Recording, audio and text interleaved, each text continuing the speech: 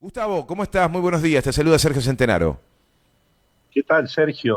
Bueno, un gustazo para mí volver a encontrarnos. El error que cometí recién. No te escuché, así que pasa, no hay problema. Bueno, no, te hacía hijo de Alfredo y Laura me escribe rápido. Laura tiene unos reflejos Claro, no extraordinarios.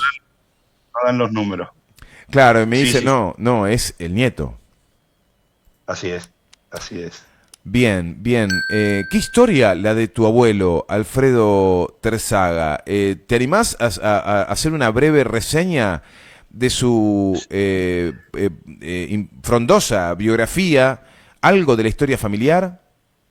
Sí, cómo no.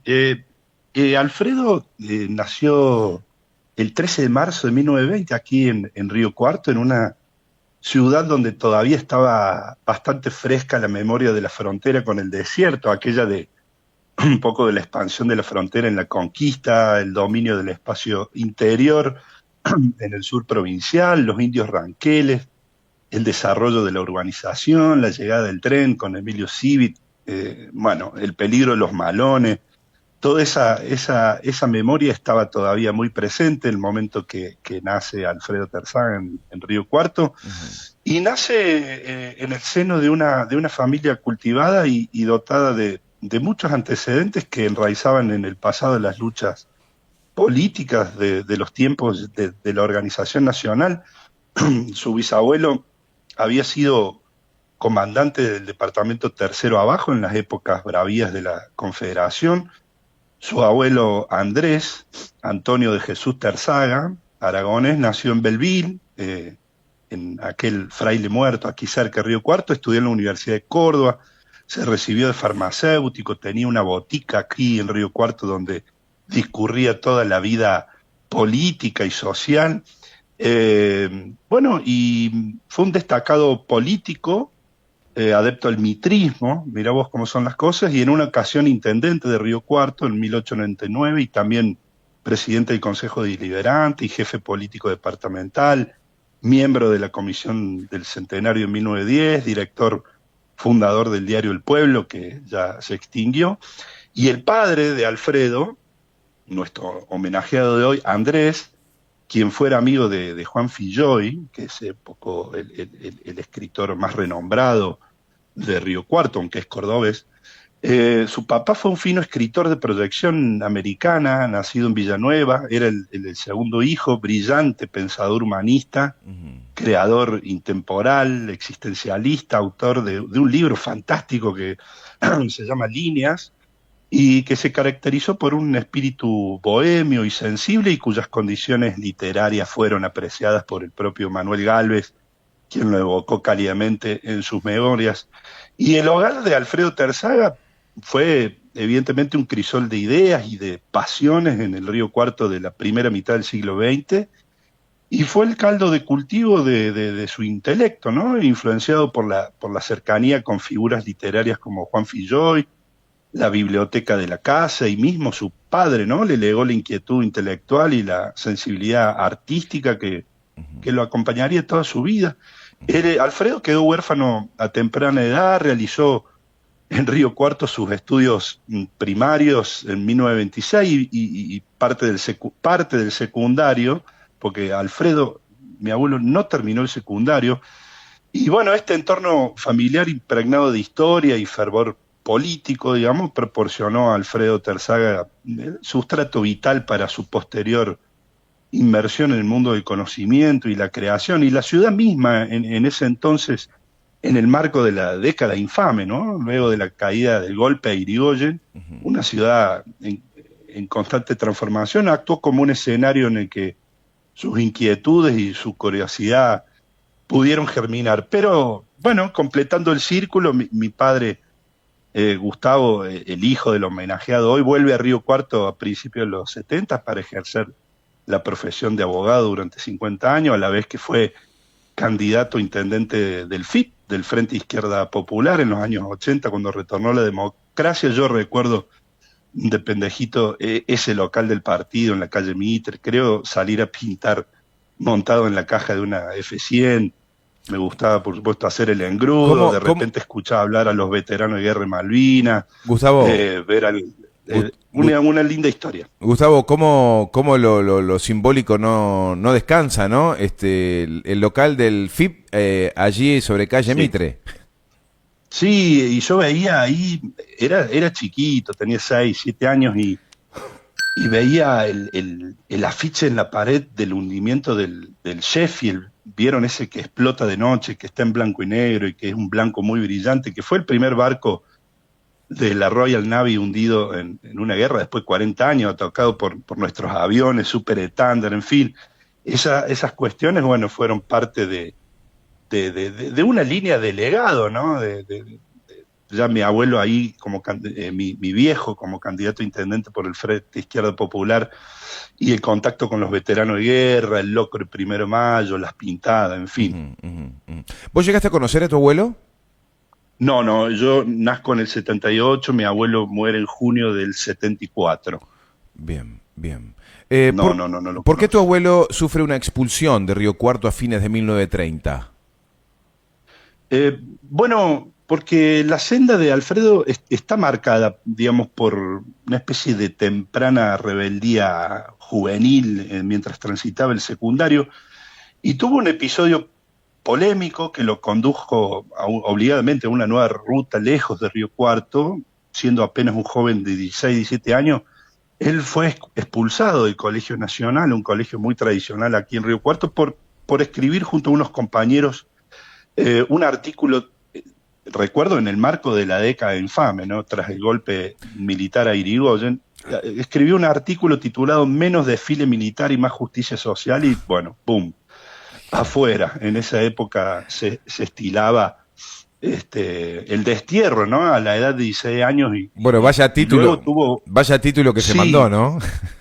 sí, sí, no sé si con precisión era justicia social el término, pero ese era el contenido y la Ujú. contundencia del artículo, menos desfile militar Jo. y más justicia social, y eso a los 16 años, con 2 o 3 amigos más del colegio, bueno, se ensantearon a los profesores, expulsaron a todo ese grupo del colegio, y inmediatamente tuvo un enfrentamiento por este motivo con el prevístero José Pérez Ares, digamos, el cura de la iglesia aquí, por unos artículos que también escribió sobre la puesta en valor del sindicalismo argentino y bueno, también eso, Alfredo se vio obligado a explorar nuevos horizontes desconocidos, fue desterrado de su ciudad y de la educación formal, no pudo volver.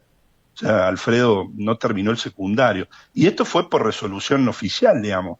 Y bueno, tuvo que encontrar su destino en rincones menos visibles, pero más perdurables de la cultura nacional, obviamente alejado de los circuitos oficiales. Así que, bueno, a fines de la década del 30 se trasladó a la capital de la provincia, Córdoba, donde su vocación autodidacta, forzada, digamos, por la imposibilidad de regresar a la educación formal, se articuló por los diversos, pero siempre confluentes caminos de las ciencias humanas, del arte y del interés por la política, obvio está, y la historia. Y en Córdoba, donde habitó hasta su temprana muerte, ¿no? Alfredo murió a los 55 años. Bueno, su labor allí en Córdoba discurrió entre el periodismo, la escritura, la docencia, el empleo público en el Ministerio de Hacienda primero, y luego como jefe del Departamento de Prensa y Difusión del Banco de la Provincia de Córdoba, donde creó allí la imprenta del banco y enriqueció la biblioteca de la entidad, que actualmente lleva su nombre. Los laburantes y la autoridad del banco realizan cada año un homenaje a Alfredo. Y bueno, Alfredo está provisto de una formidable capacidad de laburo, de una incansable dedicación. Mi abuela Coca me lo refresca. Mi abuela Coca, la esposa de Alfredo Vive, va a cumplir 102 años, y bueno, nos relata, digamos, cómo Alfredo escribía de noche. En mi imaginación está simbolizada su capacidad de laburo con la máquina de escribir Olivetti, el aroma a cigarrillo. Escribía a 4 máquinas, literalmente. Y fumaba mucho. Nosotros, bueno, mi abuela tiene un escritorio donde están marcados uno al lado del otro las quemaduras de los cigarrillos, ¿no? Tenía uno en la boca, dos prendidos, apoyados, y era una bestia escribiendo y leyendo. Y bueno, su currículum, digamos, incluye la fundación de la revista Crisis, en la que se repartió entre la dirección y la crítica literaria y la plástica, las colaboraciones periodísticas en el diario Orientación, cuya después pasó a dirigirlo a fines del 54, y de la que fue desalojado en ocasión del golpe de militar del 55 contra el Perón, ¿no? Porque él hacía un apoyo crítico a la Revolución Nacional de Perón. Bueno, y párrafo aparte merece, como mencionabas antes, su geografía de Córdoba, un texto inapreciable, todavía muy demandado, y que editará Unirrío más adelante. Vos me hacías referencia que con el golpe él estaba, él era adherente, por supuesto, al movimiento peronista. Sí, sí, mi abuelo ¿O entendí mal? era, sí, sí, hacía un apoyo crítico al peronismo, lo que consideraba una revolución nacional que luego quedó inconclusa, pero en su apoyo crítico, obviamente, cuando llegaron los militares después del 55, lo echaron.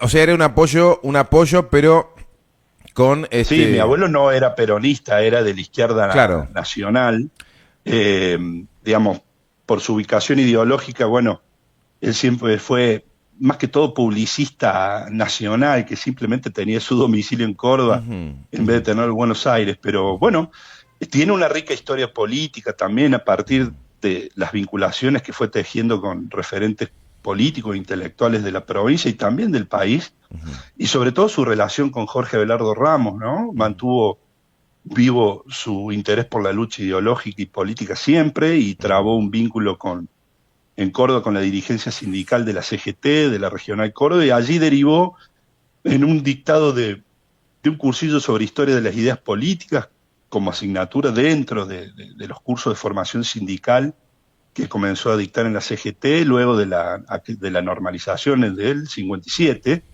Y en base a ese acercamiento, Alfredo tuvo una intervención decisiva en lo que fue la redacción del programa de la Falda.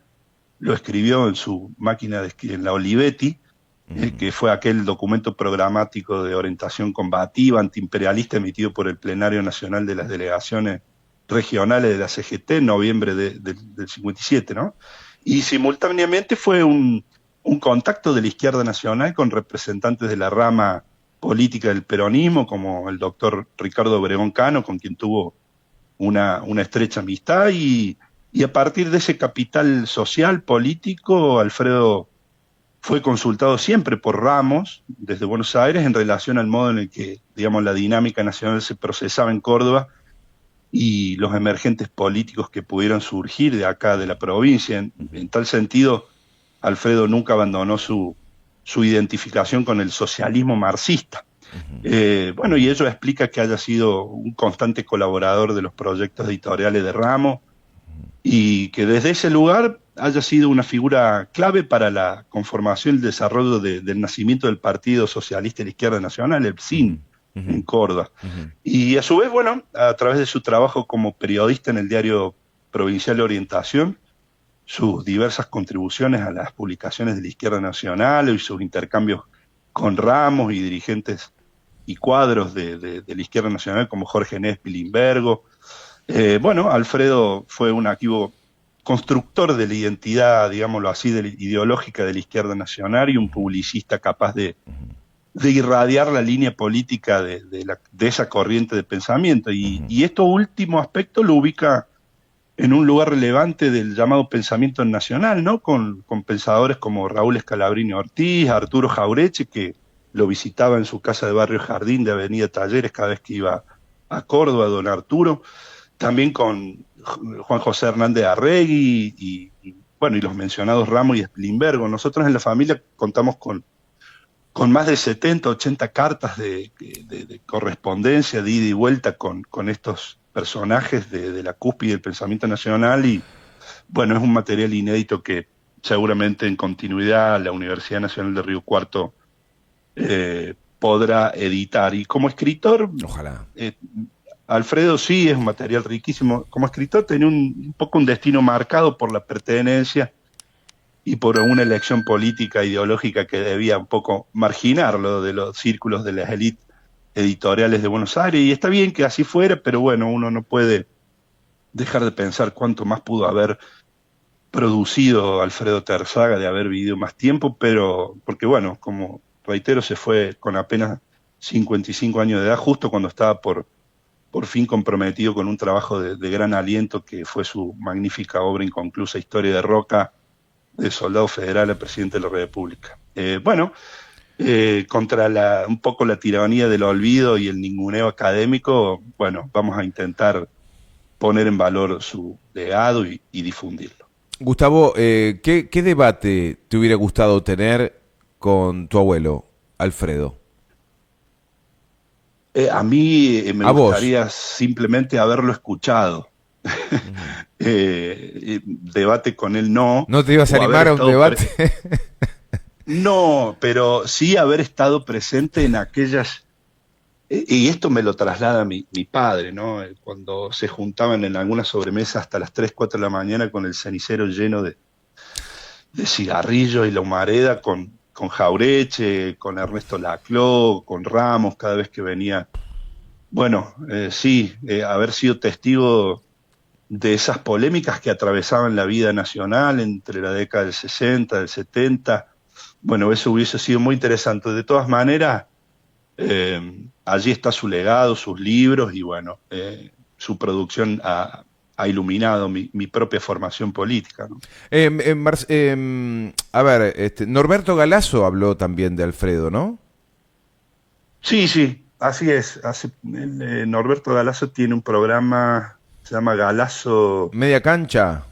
de Media Cancha, Sí. y el año pasado sacó, bueno, hizo un programita dedicado a Alfredo con algunas aseveraciones correctas y algunas afirmaciones bastante imprecisas, pero bueno, con Galazo también tenía mucha correspondencia, mucha ida y vuelta, y bueno, Galazo es uno de los, bueno, estandartes del revisionismo histórico y de la izquierda nacional, ¿no? Ujú. Muy reconocido en Buenos Aires, pero sí, así es.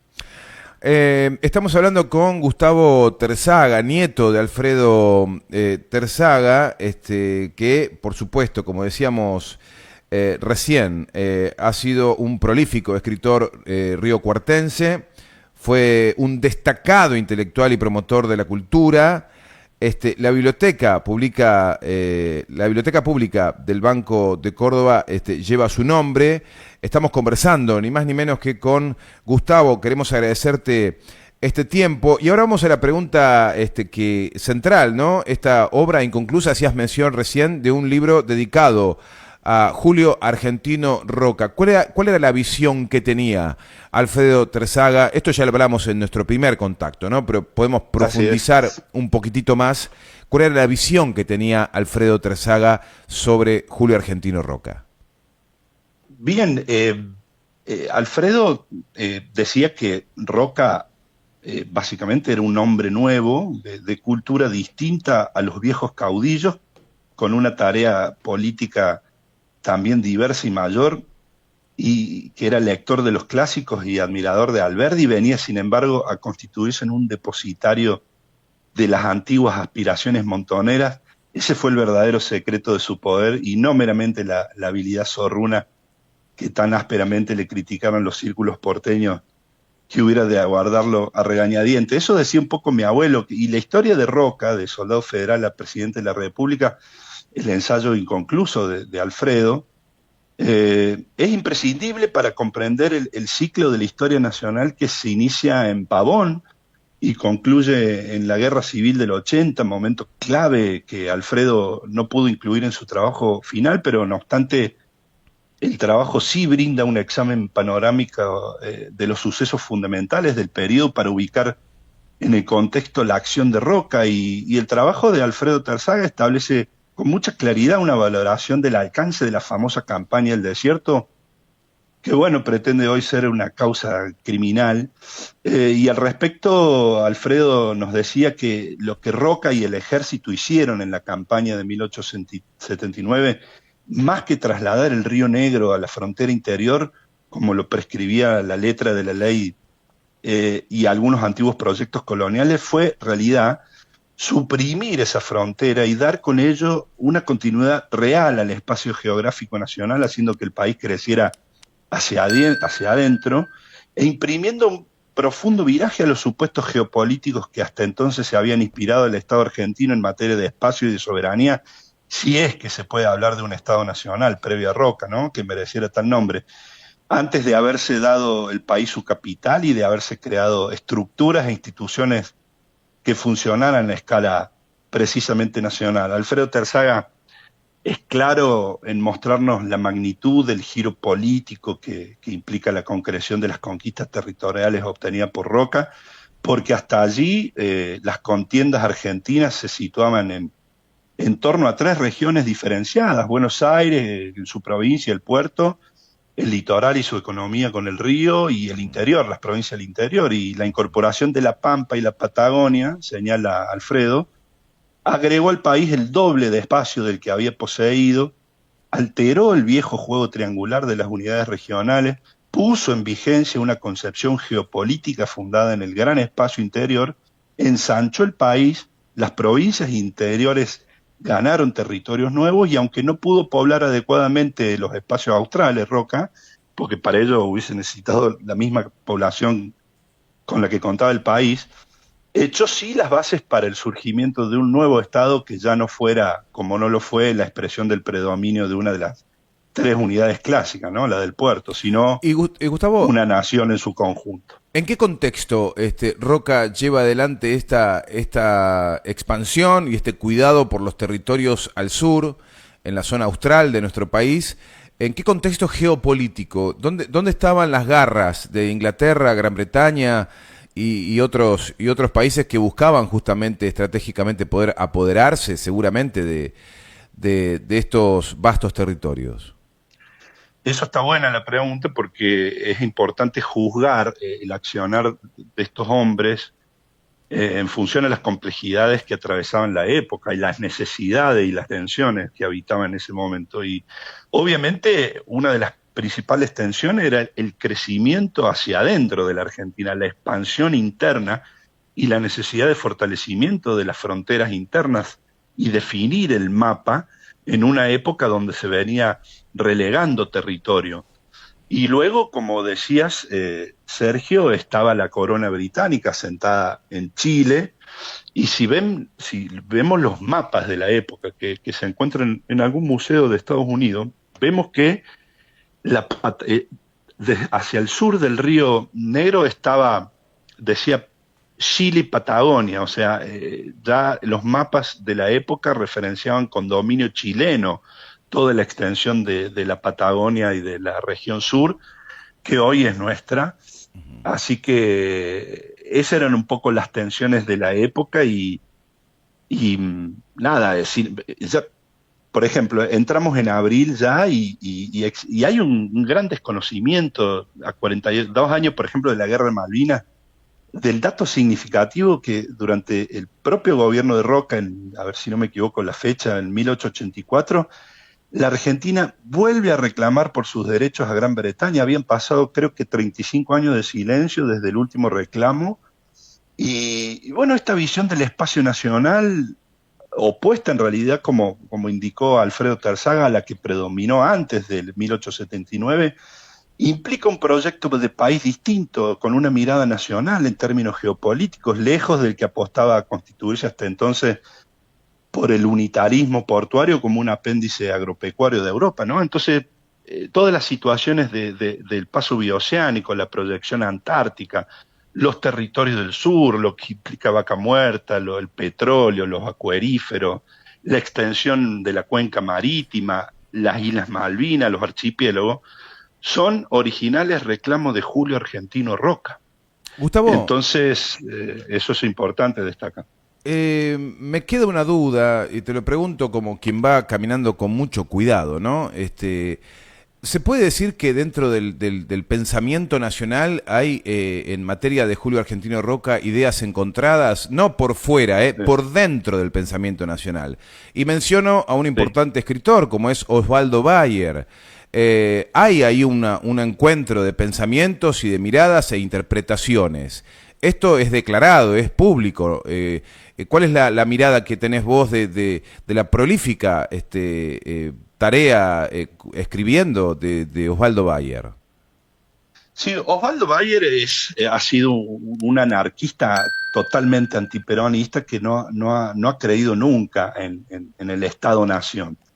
Y bueno, y vivía afuera. Y me parece que su producción al respecto de Julio Argentino Roca ha generado muchísimo daño. Porque existe, es verdad lo que decís, en el interior de las filas del campo nacional Ujú. hay que dilucidar mucho en una tarea revisionista la obra, la magna obra de Julio Argentino Roca, porque me parece que Roca ocupa un sitial crucial en nuestra historia nacional y su comprensión debe ir más allá del reduccionismo de su figura como uno de los próceres malos, como lo señalaba Bayer, ¿no? Ujú. Para poder entender la totalidad de nuestra historia debemos reconocer que el roquismo desempeñó un papel, me parece, mediador esencial para el surgimiento del movimiento nacional en Argentina. Eh, el sentido profundo de la historia me parece que nos insta a comprender el roquismo como una mediación naturalmente necesaria, como una fase que actuó como puente entre las experiencias pasadas y el desarrollo del movimiento nacional contemporáneo, ya que este movimiento no surge de la nada, más bien encuentra sus raíces que se entrelazan con fases políticas que, aunque en su momento no pudieron ser moderadas o pudieron ser moderados, incluso conservadoras, sentaron las bases para la evolución política y social a lo largo del tiempo, y es necesario analizar su legado bajo el prisma del contexto y las circunstancias de la época, como Sí. mencionábamos recién, y una conciencia del pasado fundada en conceptos vinculados a la realidad y no a la fábula moralista de confrontación entre próceres bueno y malo, es Ujú. un elemento básico para poner en pie cualquier proyecto de desarrollo y asentarlo sobre bases fuertes y provistas de la consistencia que se requiere para mantener un esfuerzo prolongado en el tiempo. Para terminar, si yo hago este análisis de que el roquismo fue base o la experiencia original, aunque moderada, del futuro proyecto nacional, estoy diciendo que la extensión de nuestro territorio, la custodia de nuestra soberanía, Malvinas, la Antártida y todos nuestros recursos naturales estratégicos son parte de la puesta en valor del movimiento nacional, son materia de interés. Bueno, todo eso lo legamos de Julio Argentino Roca. Ujú. Sí, sí, me viene a la mente otras, realmente muy interesante escucharte. Me recuerdo a Maxi Molosnik también, que ha hecho también Sí, ha libro. ensayado una defensa férrea sobre la figura de Roca y lamentando muchas veces lo que ha ocurrido en la historia y dentro del campo popular como hay una interpretación quizá no acabada de la figura de Julio Argentino Roca. Para concluir, ¿Osvaldo Bayer está dentro del pensamiento nacional para Gustavo Terzaga o está por fuera, aún teniendo admiradores, lectores, seguidores de Osvaldo Bayer que están dentro del campo popular? No sé si se entiende. Él, como Sí, sí, figura central, perfectamente. lo ubicás afuera y con conocimiento de que hay gente que lo sigue, que está dentro del campo popular. No, yo no soy quien para asignar eso. Yo puedo tener una mirada propia al respecto de su producción y Ujú. a los escritores. A nadie hay que juzgar de manera lineal. Sí, es Ha cierto. tenido producciones interesantes con respecto a la Patagonia, a los fusilamientos, en fin, algunas producciones que, bueno, que han cultivado y han despertado el interés de algunos sectores del campo nacional, Ujú. que es rico, es diverso, es multifacético, pero me parece que más importante que ser distinto es ser iguales. Yo veo en Osvaldo Bayer un anarquista profundamente antiperonista. Eso nadie lo puede negar, están en sus dichos, en sus entrevistas, en sus producciones. Así que, bueno, queda en cada quien juzgar si está por dentro o por fuera del campo nacional en sus producciones y si está por dentro, si ha generado aportes significativos en términos positivos o dañinos. En términos de Roca, yo esto sí lo puedo asignar. Su producción y su señalamiento con la figura de Roca ha producido un gravísimo daño porque gracias a él es mucho más dificultoso revisar a Roca y despojar todos los prejuicios infundados y el desconocimiento que hay de aquella época, de ese proceso histórico, en función de las complejidades que atravesaban esa época y cuál era la demanda en términos nacionales y que Roca lo llevó a cabo, y cuáles son las caracterizaciones y las categorías de la actualidad para juzgar aquello. Bueno, si lo juzgamos con el prisma de los derechos humanos y qué sé yo, bueno, nos va a ir mal, pero eso no, en materia de revisionismo no es buena consejera existe esa manía de dibujar en blanco y negro a personajes y a hechos de nuestra historia argentina que provienen de una realidad mucho más compleja, se los trata casi como una con conciencia escolar, se los divide entre bueno y malo. No, no. Yo considero que la crítica infundada hacia Roca por parte de Bayer es un grave error histórico, muy posiblemente motivado por un deseo humanitario hacia nuestros pueblos aborígenes, cuya tragedia no podemos pasar por alto. Sin embargo, esta crítica, aunque nacida de tal vez de un espíritu compasivo, carece de fundamentos sólidos para calificar a Roca como genocida. Eso es una falsedad tremenda. Roca, quitando todo velo de prejuicio abstracto, exige un examen histórico riguroso y honesto en términos intelectuales. Lo exige por la enorme gravitación del ciclo político que lideró durante un cuarto de siglo en la construcción de la Argentina grande, y ese análisis no puede caer en un dictamen ético o en la retórica emocional que opera en el vacío sin atender las circunstancias y las creencias de la época que pretende ser juzgada y revisada desde el presente. Es muy interesante. Así que esa es mi opinión. Sí, muy interesante lo que estás marcando. Acá Laura nos apunta el código de trabajo de Roca y agrega del código de trabajo a la obra de Perón en la Secretaría de Trabajo y Previsión. Sí, Vialet Macé, el código de trabajo, antecedentes que son tremendos los que tuvo Roca como presidente. Si tenemos tiempo, mínimamente algunas breves políticas del roquismo, muchos oyentes se sorprenderán. Federalizó Buenos Aires, estableció la unidad monetaria, dicta la ley de educación laica, obligatoria y gratuita, se incrementa un 100% la matrícula, se reemplaza la educación enciclopedista, abstracta y universalista, crea el registro civil en el 84, de modo de registrar los nacimientos y las muertes, da una altísima inversión pública en el interior, con los recursos de la aduana del puerto que federalizó, o sea, le quitó la caja a los porteños. En política territorial fija soberanía sobre la Patagonia y defiende la soberanía de Malvinas. En relación a los ferrocarriles, incrementa los estatales en regiones que no le importaban a los británicos, ¿no? Prohíbe los ejércitos provinciales y conforma el ejército nacional, sanciona el código minero, encomienda a Vialet Macé un informe sobre la clase obrera y luego se propuso un código de trabajo en el que trabaja, entre otros, Ugarte y Bunge, en el que propone jornadas de 8 horas, descanso semanal, salario mínimo, protección de niños y mujeres en el trabajo, responsabilidad patronal en accidente de trabajo. Por otro lado, Roca fomenta el desarrollo de las bodegas en Cuyo, el azúcar en el norte, impulsa la realización de perforaciones en Comodoro Rivadavia que dieron como resultado el descubrimiento del petróleo y los yacimientos petrolíferos fiscales, activa el desarrollo de la industria pesquera, instala observatorios meteorológicos en las Orcadas, el más austral del sur, ¿no? Y con lo que se tomó posesión de la Antártida Argentina, siendo Argentina el primer país en pisar suelo antártico. En fin, también fue Roca el que presentó los precedentes en el tema base de la política sudamericana, el ABC, Argentina, Brasil y Chile, que es el origen, el antecedente de la Unión Sudamericana. En fin, estas cuestiones es necesario revisarlas y ponerlas en valor y criticarlas, quedarnos con lo que produjo en términos nacionales. Me parece que el prejuicio abstracto infundado tiene que ver con el desconocimiento sobre la figura y la obra de Julio Argentino Roca, y me parece que Roca, por todo lo que produjo en el momento que lo hizo, se inscribe en la línea nacional junto a Irigoyen y Perón.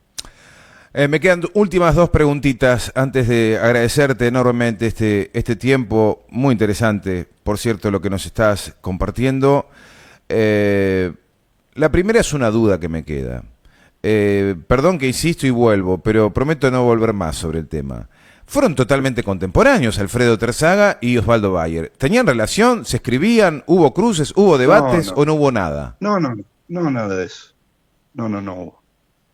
No había... Mi abuelo entrecruzaba opinión y debatía ideas, no personas.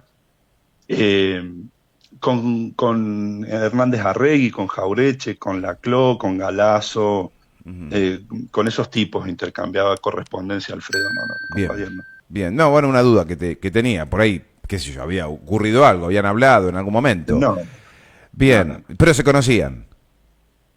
No tengo el registro. Por eso, bueno, una duda que me quedará. Recuerdo que mi abuelo falleció en el 74. Pero Bayer tenía una edad, ahora hace poco Sí, sí, falleció.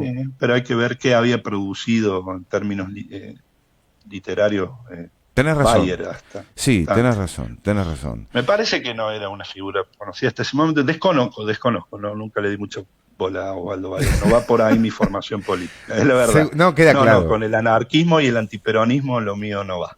Está muy bien, está muy bien.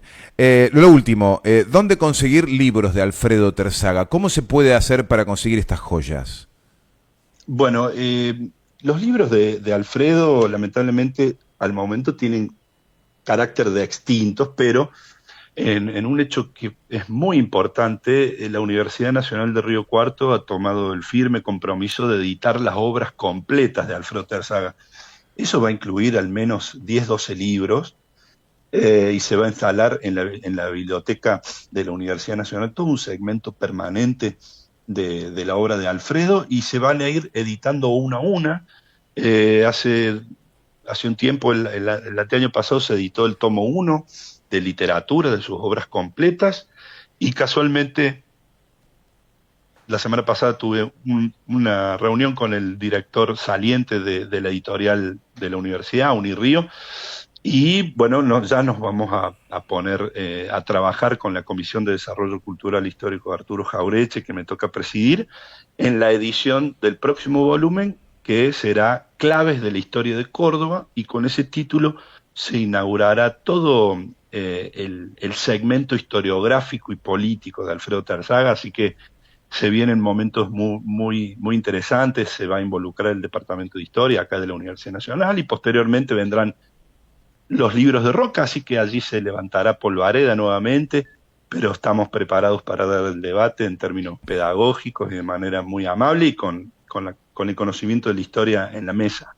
Así que la universidad y la editorial van a editar la obra completa, que eso llevará, es un trabajo de largo aliento, pero tanto Río Cuarto, la provincia, como el país tendrá en unos años absolutamente todos los libros de Alfredo Terzaga en ediciones nuevas y además agregaremos material inédito como es la correspondencia con Galazo, con Arregui, con Jorge Abelardo Ramos, que son cartas, la verdad, es un material muy jugoso y que el historiador cordobés, el escritor Roberto Ferrero, le está haciendo una especie de prologuito a cada carta para que el lector pueda establecer cuál era el marco de las discusiones privadas que tenían Terzaga y Ramos.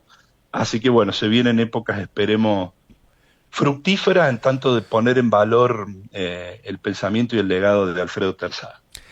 Gustavo, gracias. La voy a seguir con Roca, ¿eh? Voy a seguir invitando personas abocadas a la historia, al revisionismo. Me parece que no tiene que quedar acá, tengo que seguir investigando a ver qué onda con Roca, por qué nos han escondido a Roca. Por ahí no, por ahí me Bueno, eso encuentro es con una gente, buena pregunta, ¿eh? por ahí me encuentro con gente que lo vuelve a atacar, ¿eh? Ojo, yo voy a abrir micrófono, quiero seguir analizando a ver cómo está en este tiempo, en el año 2024, ya en el tercer milenio, siglo XXI, qué ha quedado del revisionismo y cuál es la mirada que tienen sobre Julio Argentino Roca. Pero haces bien en marcar muy bien el pensamiento claro, decidido, no solamente de tu abuelo, sino me parece que es algo que vos también has tomado firmemente y creo que nos ayuda a pensar, ¿eh? Y nunca es tarde para rescatar personajes importantes de la historia que han quedado escondidos Claro que sí. porque, bueno, se le ocurrió a Mitre, ¿viste? Exactamente. Y el debate tiene que ser, yo te felicito porque estos espacios, está ocurriendo una especie de deshielo, los problemas nacionales son cada vez más agudos, entonces necesariamente emerge la figura y la obra y el legado de Julio de Argentino Roca. No estaría mal que nuestros futuros candidatos y pretendientes a la presidencia de la Argentina en un ciclo postlibertario se inspiraran en la obra de Roca, teniendo en cuenta las problemáticas que atraviesan la vida nacional, como el federalismo, como el unitarismo porteño, como Malvinas, como los recursos nacionales, como el rol del Ejército Nacional, como la custodia de nuestra soberanía, como la política integral de defensa, como la unidad latinoamericana. Todos esos debates agudos y latentes y actuales Sí. los ha tocado y los ha atravesado Julio Argentino Roca como antecedente. Así que me parece bien el espacio, Sergio, Bien. en Radio Lateral con este tema, y cuando tengan que dar la discusión, que se haga con conocimiento de la historia y no con prejuicio. Ahí está. Gustavo, un fuerte abrazo, gracias por esta enorme entrevista que nos has brindado. Sergio, gracias a ustedes, un saludo a todos los escuchas. Hasta pronto. Gustavo Terzaga, revisionismo histórico a full, así que estamos muy felices de poder tener estos espacios, estos momentos en la radio.